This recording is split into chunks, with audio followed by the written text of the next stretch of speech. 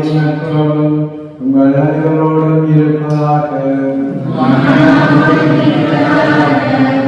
இயேசுவிலே பிரியமான சகோதர சகோதரிகளே, மாதத்தின் முதலாவது சனிக்கிழமை பக்தியோடு இந்த திருப்பலியை அன்னை கன்னிமரியாவுடைய அமல இதயத்திற்கு எங்களையும் எங்களுடைய குடும்பங்களையும் உலக மக்கள் அனைவரையும் அவர்கள் பாவமன்னிப்பு அடையவும் ஆண்டவரிடம் முன்னேற்றம் அடையவும் நல்ல கிறிஸ்தவர்களாக கிறிஸ்தவ மக்களாக கிறிஸ்தவ படிப்பினைகள் சிந்தனைகளோடு நாங்கள் கிறிஸ்தவ வாழ்வு பயணத்தில் விசுவாச பயணத்தில் தொடர்ந்து பயணிக்கவும் இந்த திருப்பலியை நாங்கள் ஒப்புக் கொடுப்போம்.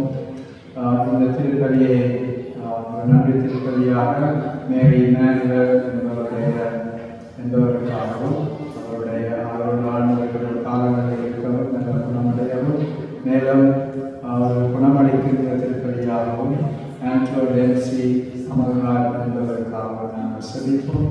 உங்களுடைய கருத்துக்கள் விண்ணப்பங்கள் வேண்டுதல்கள் அனைத்தையும் இந்த திருப்பலியின் மூலம் நாங்கள் நம் ஆண்டவராகிய கிறிஸ்துவின் மூலம் எமது இறைவனின் தந்தையாகிய கடவுளுக்கு நாம் ஒப்புக் கொடுத்த முயற்சிப்படியாக ஏற்றுக்கொள்ளவும் எங்களுடைய குற்றங்கள் பாவங்கள் அனைத்தையும் நினைத்து மன்னிப்பு கொள்வோம். எல்லாம் வல்ல இறைவனிடம்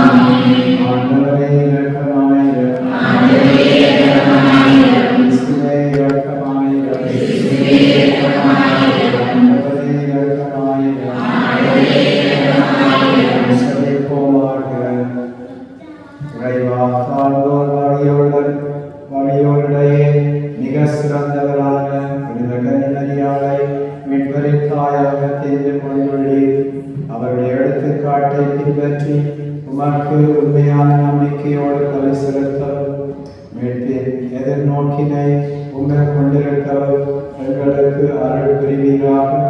உங்களோட துணியாக இலக்கியத்தில் என்று வாழ்ந்து ஆட்சி செய்கின்ற வழியாக உண்மை கொண்டாடுகிறோம்.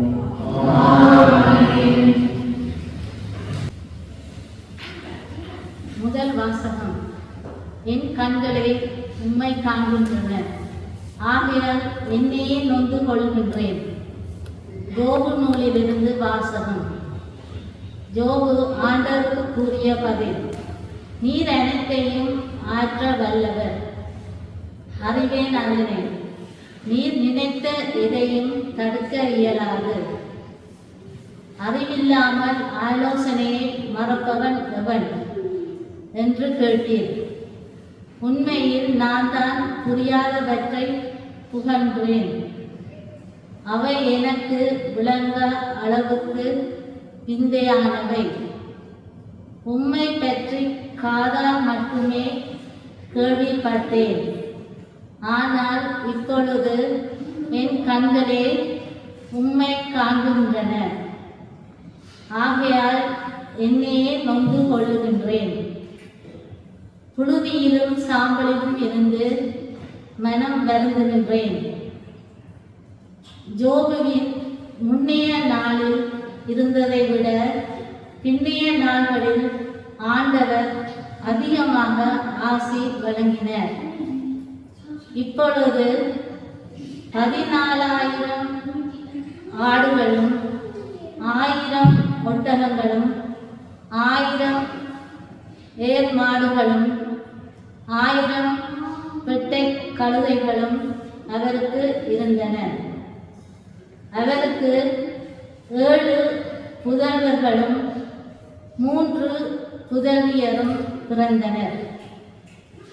மூத்த மகளுக்கு எமிமா என்றும், இரண்டாவது மகளுக்கு பெத்திசியா என்றும், மூன்றாவது மகளுக்கு கொரோன் அப்புக்கு என்றும் பெயரிட்டார். ஜோபிவின் முதல் புதல்வியரைப் போல் அழகு வாய்ந்த நங்கையர் நாடெங்கும் இருந்ததில்லை. அவர்களின் தந்தை அவர்களின் சகோதரர்களோடு அவர்களுக்கு சொத்தில் உரிமை கொடுத்தார். அதன்பின் ஜோபு 140 ஆண்டுகள் வாழ்ந்தார். தம் பிள்ளைகளையும் பிள்ளைகளின் பிள்ளைகளையும் 4ஆம் தலைமுறை வரை கண்டு கழித்தார். இவ்வாறு ஜோபு முதுமை அடைந்து பல்லாண்டு வாழ்ந்து இறந்தார். இது ஆண்டவரின் நல்வாக்கு.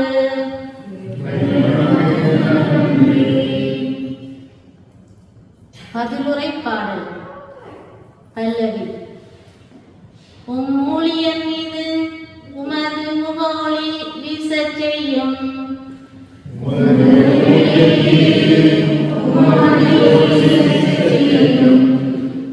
நன்மதியும் அறிவாற்றலையும் எனக்கு புகட்டும். ஏனெனில் உம் கட்டளைகள் மீது நம்பிக்கை வைக்கின்றேன். எனக்கு துன்பம் விளைந்தது என் நன்மைக்காகவே. அதனால் உம் விதிமுறைகளை நான் கற்றுக்கொண்டேன்.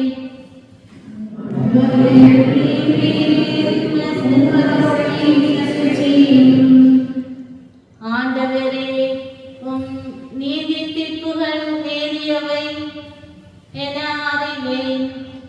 நீர் என்னை சிறுமைப்படுத்தியது சரியே. உம் ஒழுங்குமுறைகளின்படியே அனைத்தும் இதுவரை நிலைத்துள்ளன. ஏனெனில் அவை உமக்கு ஊழியம் செய்கின்றன.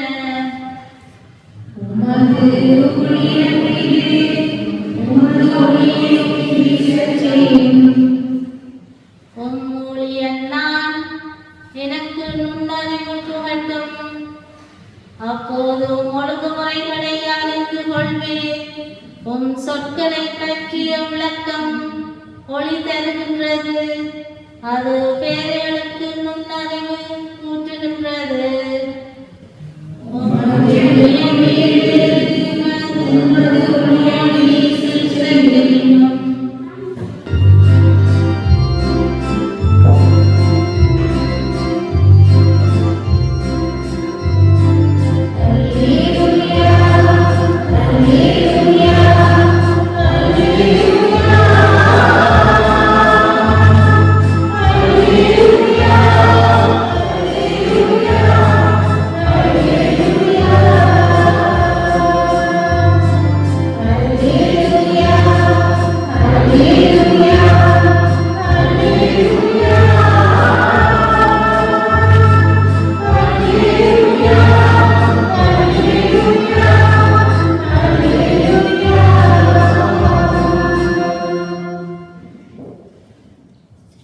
தந்தையே, விண்ணுக்கும் மண்ணுக்கும் ஆண்டவரே, உம்மை போற்றுகிறேன்.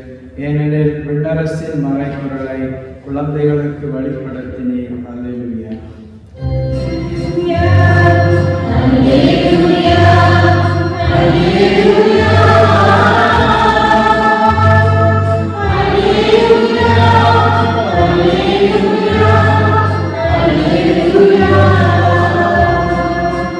ஆண்டவர் உங்களோடு இருப்பாராக.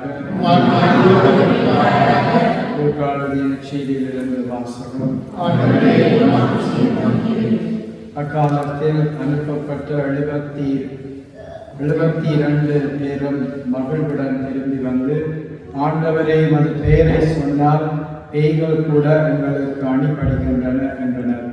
அதற்கு அவர், வானத்திலிருந்து சாத்தான் விண்ணலை போல விளக்கண்டேன். பாம்புகளையும் தேள்களையும் மிதிக்கவும் பகைவரின் வல்லமை அனைத்தையும் வெல்லவும் உங்களுக்கு அதிகாரம் கொடுத்திருக்கிறேன். உங்களுக்கு எதுவும் எதுவுமே தீங்கு விளைக்காது. ஆயினும் தீய ஆவிகள் உங்களுக்கு அடிபணிகின்றன என்பது பற்றி மகிழ வேண்டாம். மாறாக உங்கள் பெயர்கள் விண்ணகத்தில் எழுதப்பட்டிருக்கின்றன என்பது பற்றியே மகிழுங்கள் என்றார். அந்நேரம் இயேசு தூய ஆவியால் பேர்வரை அடைந்து, தந்தையை விண்ணுக்கும் மண்ணுக்கும் ஆண்டவரே உம்மை போற்றுகின்றேன். ஏனெனில் ஞானிகளுக்கும் அறிஞர்களுக்கும் இவற்றை மறைத்து குழந்தைகளுக்கு வெளிப்படுத்தினீர். ஆம் தந்தையே, இதுவே உமது திருவிழம் என்றார். என் தந்தை எல்லாவற்றையும் என்னிடம் ஒப்படைத்திருக்கின்றார். தந்தையை தவிர வேறு எவரும் மகனை அறியார். தந்தை யாருக்கு மகனுக்கு தெரியும். மகன் யாருக்கு வெளிப்படுத்த விரும்புகிறாரோ அவருக்கும் தெரியும். வேறு எவரும் தந்தையை அறியார் என்று கூறினார். பின்பு அவர் தம் சீடர் பக்கம் திரும்பி அவர்களிடம் தனியாக, நீங்கள் காண்பவற்றை காணும் வாய்ப்பு பெற்றோர் பேறு பெற்றோர். ஏனெனில் பல இறைவாக்கினர்களும் அரசுகளும் நீங்கள் காண்பவற்றை காண விரும்பினார்கள், ஆனால் அவர்கள் காணவில்லை. நீங்கள் கேட்பவற்றை கேட்க விரும்பினார்கள், ஆனால் அவர்கள் கேட்கவில்லை என நான் உங்களுக்கு சொல்கிறேன் என்றார். கிறிஸ்து வளர்ந்த நற்செய்தி.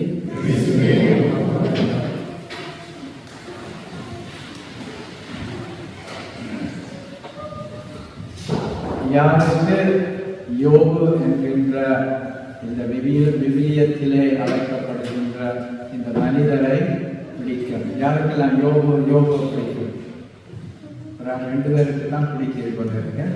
நீங்க அது இல்லையா? வாசிச்சிருக்கிறீங்களா? யோபு பற்றி வாசிக்கிறீங்களா? Very good. யோபு என்கின்ற ஒரு விவிலியத்திலே போற்றப்படுகின்ற ஒரு உன்னதமான மனிதன். எங்களுடைய வாழ்க்கையிலே அவர் வந்து வந்து போவார். நான் பல வேளைகளிலே என்னுடைய குருத்துவ பணியிலே இன்றைக்கு 18வது ஆண்டு, அதாவது இந்த 18வது ஆண்டிலே பல்வேறு விதமான ஜோபுக்களை நான் பார்த்திருக்கின்றேன். என்னன்னு சொன்னா, முதலாவது கேள்வி கேட்பாங்க, ஆண்டவர் எனக்கு ஏன் சோதனைகளை கொடுக்கிறான்? என்ன ஆண்டவர் என்ன ஏன் சோதிக்கிறார்? பாருங்க, நான் எல்லாமே நல்லா தான் செய்திருக்கிறேன்.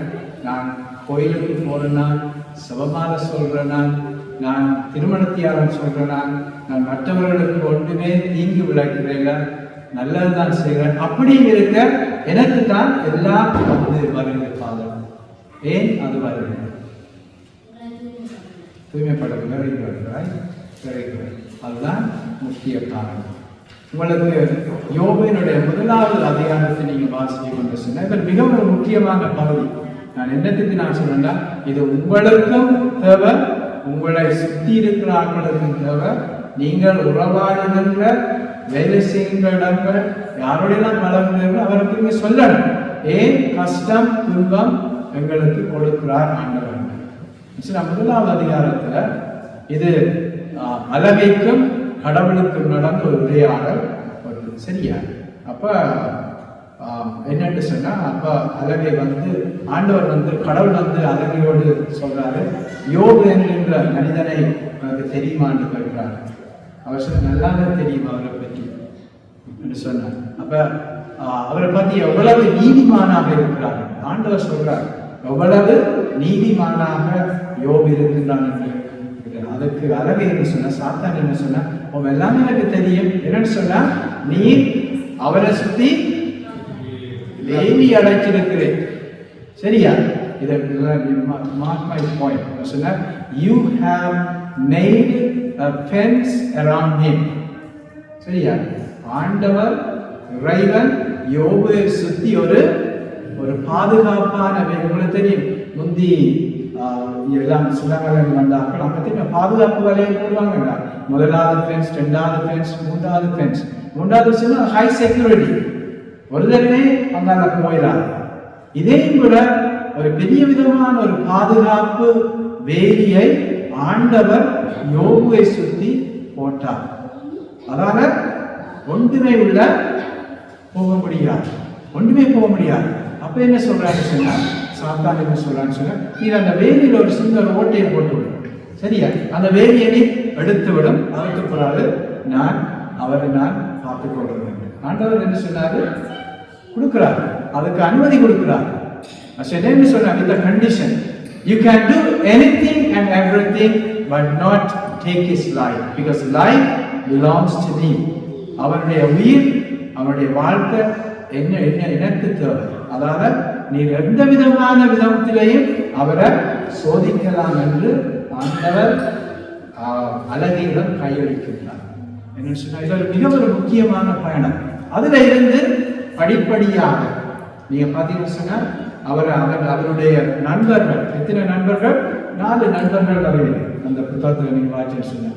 அந்த நண்பர்கள் எல்லாம் வந்து, யோபு நீதிமான் தெரியும், நீதிமான் சொன்னா நாங்க என்ன நினைக்கிறாங்க, அவைக்கு கஷ்டம் வராது, அவைக்கு சோதனை இருக்காது, அவை எப்பொழுதுமே ஒரு நல்ல விதமான ஒரு பேய் ரோட்ல தான் போய் கொண்டிருக்கிறாங்க. அவைகளுக்கு பள்ளம் என்ன காடு என்ன கரடு முரடான பாதை வராது, முள்ளுகள் இருக்காது, அப்பயுமே ஸ்மூத்தா நடந்துட்டு போயிடும். அவைக்கு சிலுவைகள் இருக்காது, சோதனைகள் இருக்காது, நோய்வாய்ப்பட மாட்டின, சாவுகள் ஏற்படாது. இதெல்லாம் நீதிமான் எங்களுடைய கண்ணோட்டம். ஆனால் ஆண்டவருடைய கண்ணோட்டம் அதற்கு விதமாக ஒரு ஆப்போசிட்டா இருந்தது. சொன்னா அதுல இருந்து படிப்படியாக அவர்கள் அப்ப என்ன சொல்றான்னு சொன்னா, இந்த நண்பர்கள், நீ நீதிமான் அப்படிங்கிருக்க ஏன் இந்த சோதனைகள் ஆண்டவர் உனக்கு கொடுக்கிறார் என்று அந்த உரையாடல் நடந்து கொண்டே இருக்கு. அவருடைய சொத்துகள் எல்லாமே போயிட்டது, அவருடைய பிள்ளைகள் எல்லாமே போயிட்டாங்க, இருந்த எல்லாமே போயிட்டது.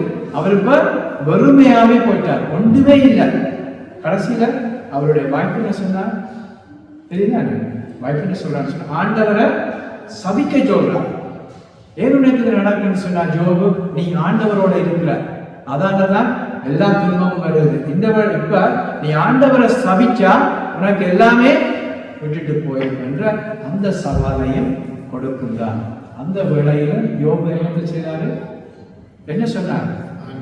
நான் ஒருவருமே நான் சபிக்க மாட்டேன், ஆண்டவர் கொடுத்தாரு, ஆண்டவர் எடுத்துக்கொண்டாரு, ஆண்டவருடைய பெயர் போற்றப்படுக என்கின்ற ஒரு விசுவாசத்தினுடைய ஒரு விசுவாசத்தினுடைய வெளிப்பாடாக அவர் அந்த வார்த்தைகளை கூறினார். கிறிஸ்துவோட பிரியமான சகோதர சகோதரிகளே, நான் என்னத்துக்கு சொன்னா, இந்த கிழமை பிள்ளாவை நாங்கள் யோபுவை பற்றி நாங்கள் வாசிச்சோம். முழுமையாக ஒரு பகுதியால் இன்று நாங்கள் அந்த கடைசி பகுதியில் நாங்கள் முடிக்கிறோம். சொன்னா அவர் என்ன சொல்றார்? கடைசி மட்டுமே அவர் மனம் தளரல. நான் சொல்றேன், people have problem, you can always complain to God. நீங்க யாரோட முறையிடணும்? உங்களுடைய முறைகளை ஆண்டவரிடம் முறையிடணும். பக்கத்தில் இருக்க முறையிடாது. நீங்க அவர்கிட்ட சொன்னீங்கன்னு சொன்னா அவங்க என்ன சொல்லுவாங்க? இன்னொரு ஆள்கிட்ட போய் சொல்லுவாங்க, இன்னொரு ஆள்கிட்ட போய் சொல்லுவாங்க. அதாவது உங்களுக்கு ஒன்றுமே கிடைக்காது. நீங்க எங்க முறையிடணும்? இங்க முறையிடணும். அதுக்குத்தான் நீங்க ஞாயிற்றுக்கிழமை பூசைக்கு போகணும், இறைவார்த்தை கேட்கணும், நற்கருணை உட்கொள்ளணும், பாவசங்கீர்த்தனம் எடுக்கணும். அதோடு மாத்திரமல்லாது நாங்கள் ஒவ்வொரு நாளுமே அந்த வேலிக்குள்ள இருக்கணும், ஆண்டவர் போட்ட வேலிக்கு இருக்கணும். அந்த வேலியை விட்டு நாங்கள் வெளியில போகக்கூடாது. விசுவாசத்தின் வேலி, அதாவது ஆண்டவர் எங்களோடு சம்பாதிக்கின்ற, எங்களுக்கு கொடுக்கின்ற, நிறைவாக எங்களை வழிநடத்துகின்ற அந்த விதமான ஒரு பாதுகாப்பு வலயம். அந்த பாதுகாப்பு வலயத்திலே இருந்து கடைசியில் யோபினுடைய வாழ்க்கை ஒரு மேன்மதிப்புள்ளதாகவும் நல்ல விதமாக மாறுவதாக இன்றைய இந்த வாசகத்தை நாங்கள் வாசிக்கின்றோம். என்ன செய்தார் ஆண்டவர் கடைசியில் அவருக்கு? அவர் எவ்வளவுக்கு இழந்தாரோ அதை எல்லாமே திருப்பி கொடுத்தார். நீங்க நம்பிக்கையோடு ஆண்டவருடைய கையை பிடிக்கின்ற பொழுது ஆண்டவர் ஒருவருமே உங்களை விட்டுவிட மாட்டார். சரியா? சோதிப்பாரு, ஆனா கைவிட மாட்டார். சரியா? எவ்வளவுக்கு நீங்க இழந்து போறீங்களோ அதுக்கேற்ற மாதிரி ஆண்டவர் கொடுப்பாரு. அது ஆண்டவருடைய வாக்குறுதிகள். அதைத்தான் யோபு செய்தால் நாங்களும் செய்ய ஆண்டவர் எங்களை அழைத்திருக்கின்றார். எனவே இன்று நற்செய்தியிலே கூறப்பட்டது போல ஆண்டவர் எல்லாத்தையுமே எங்களுக்கு வழிபடுத்துகின்றார், எல்லாத்தையுமே கொடுக்கின்றார், எல்லாரையுமே அரவணைக்கின்றார். அரவணைக்கின்ற இறைவன் எங்களோடு பயணிக்கின்றார் என்ற அந்த நம்பிக்கையோடும் விசுவாசத்தோடும் நாங்கள் யோபு என்கின்ற நல்ல மனிதனைப் போல நீதிமான்களாக வாழுகின்ற பொழுது கஷ்டங்கள் ஏற்பட்டாலும், தோல்விகள் ஏற்பட்டாலும், சோதனைகள் ஏற்பட்டாலும், என்ன வாழ்கிற உணர்வுகள் வந்தாலும் ஆண்டவரை நாங்கள் விட்டு விலகாமல் எப்பொழுதும் அவருடைய அரவணைப்பில் இருக்க நாங்கள் தொடர்ந்து செபிப்போம். அன்னை கன்னிமரியார் நம்முடைய தாயாகவும் பாதுகாவலியாகவும் இருக்கின்றார். அவருடைய அமல இதயத்திற்கு எங்கள் அனைவரை கையளித்து எவ்வாறு புனித பவுஸ்டினா கிறிஸ்துவே நான் உம்மில் நம்பிக்கை வைக்கின்றேன் என்று தன்னுடைய நம்பிக்கையை ஒவ்வொரு நாளும் புதுப்பித்தது போல எங்களுடைய நம்பிக்கையை நாங்கள் தொடர்ந்து புதுப்பித்து இந்த விசுவாச பயணத்தை தொடர்ந்து வாழ நாங்கள் முயற்சி செய்வோம். அதற்கேற்ப அனைத்து வரங்களையும் ஆண்டவர் கொடுப்பார். அதற்காக நாங்கள் மன்றாடுவோம்.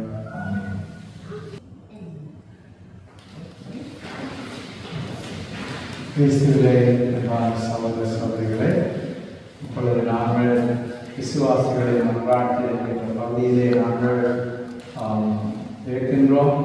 எங்கள் அனைவருக்கும் பல்வேறு விதமான தேவைகள், வெறுப்புகள், கவலைகள், தோல்விகள், பல்வேறு விதமான மனித அவலங்கள், பதிவுகள் இருக்கின்றது. ஆண்டவர்களுடைய தேவைகளையும் விண்ணப்பங்களையும் சபங்களையும் கேட்டு இருக்கின்றார். நாங்கள் விசுவாசத்தோடும் நம்பிக்கையோடும் இந்த திருப்பதியை நோக்கி வாங்குவோமோ அதே நம்பிக்கையோடு எங்களுடைய விண்ணப்பங்களையும் தேவைகளையும் சபங்களையும் ஆண்டவர்களிடம் எடுத்துக்கொள்வோம்.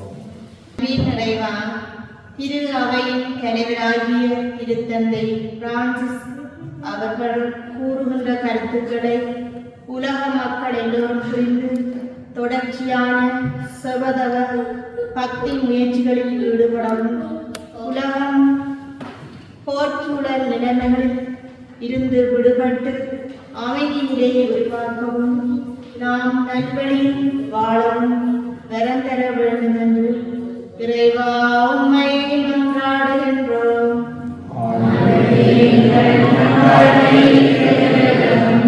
வழிநடத்தும் தெய்வமே இறைவா, எம் மரத்தந்தை யோன் அமலதாஸ் அவர்களை 58 வருடமாக பாதுகாத்து வழிநடத்தியதற்காக உமக்கு நன்றி கூறுகின்றோம். தொடர்ந்து அவரை உமது இறக்கையினுள் வைத்து பாதுகாத்து வழிநடத்த வேண்டும் என்று இறைவா உம்மை மன்றாடுகின்றோம்.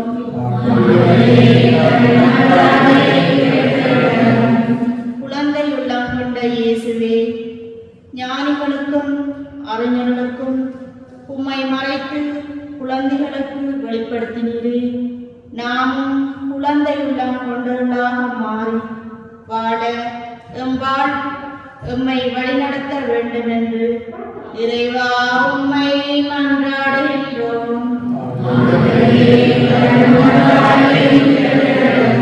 அமைதியின் தெய்வமே இறைவா, யோபை போல் வாழ்வில் வரும் துன்பங்களை ஏற்று வாழ்ந்தால் விண்ணகத்தில் என் பெயரும் எழுதப்பட்டிருக்கும்.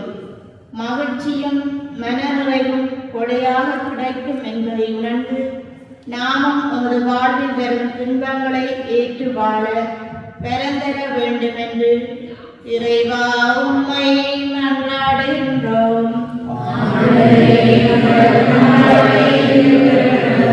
வழிநடத்தும் அன்பு தெய்வமே இறைவா, நாட்டையாளும் தலைவர்கள் விசேடமாக எமது தாய்நாட்டின் புதிய தலைவர் அனைவரும் தங்களது பொறுப்புகளை உணர்ந்து இனமத வேறுபாடின்றி எல்லா மக்களையும் நீதியுடனும் முன்னேற்ற பாதையில் வழிநடத்த தேவையான அருளை அளித்தள்ள வேண்டும் என்று இறைவா உம்மை மன்றாடுகின்றோம்.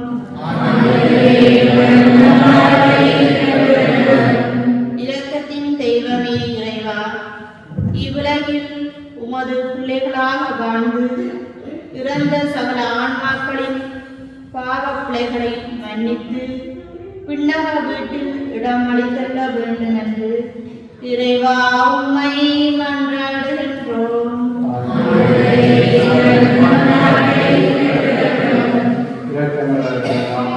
நாங்கள் இரக்கத்தின் தூதுவர்களாகவும் இரக்கத்தை எங்களோடு பகிர்ந்து கொள்ளவும் மற்றவர்களோடு தாராளமாக கிறிஸ்துவின் வருவதையையும் அவருடைய விழுமியங்களை வாழ நிறைய இரக்கங்களுக்கு உதவும் நாங்கள் விசுவாசத்தோடும் நம்பிக்கையோடும் எப்பொழுதும் நமது இந்த பயணத்தை மேற்கொள்ளவும் உலகத்தை நாங்கள் வந்து சேரவும் அதற்கு வேண்டிய அனைத்து நலன்களையும் வரங்களையும் எங்களுக்கு தாராளமாக கொடுக்கின்றேன்.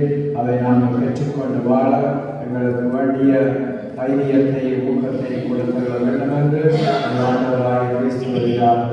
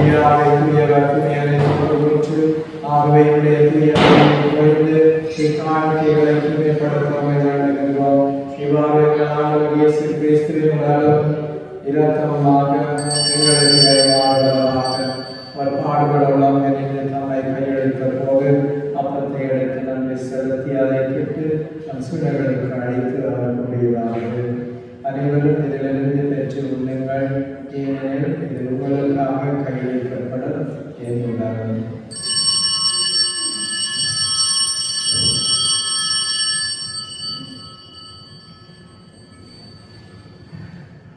அவனது இரவிலிருந்து அருந்திய பின்னத்தை மடத்து வேண்டுமாறு நன்றி கூறி அசுரர்களுக்கு அளித்து அவருக்குரியதாவது அனைவரும் இதிலிருந்து பெற்றுத் தருங்கள்.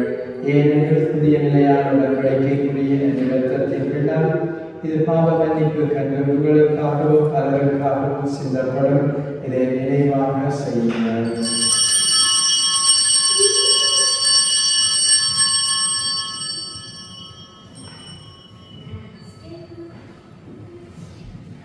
நம்பிக்கையின் மறைபொருள்.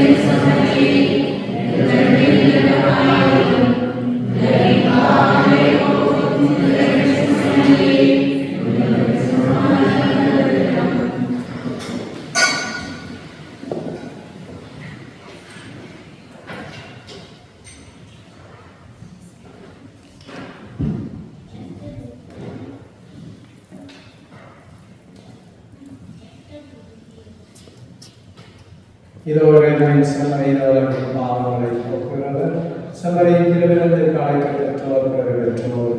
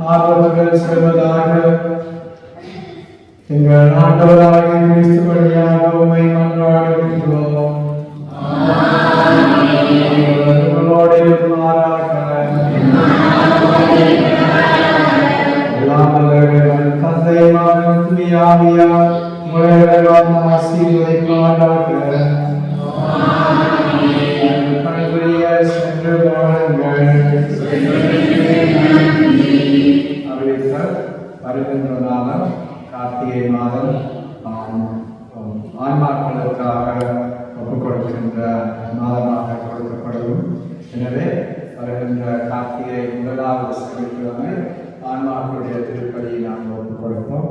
நீங்களும் உங்களுக்கு தெரிந்தவர்களுக்கும் அறியப்படுத்தும்படி கேட்டுக்கொள்ளப்படுகிறீர்கள். உங்களை நேரத்தில் நன்றிகளும் குறிப்பாக எனக்கு செவிப்பதற்கு செவிக்கிறீங்க, தொடர்ந்து செவிங்க. நான் உங்களுக்கான செவிக்கின்றேன்.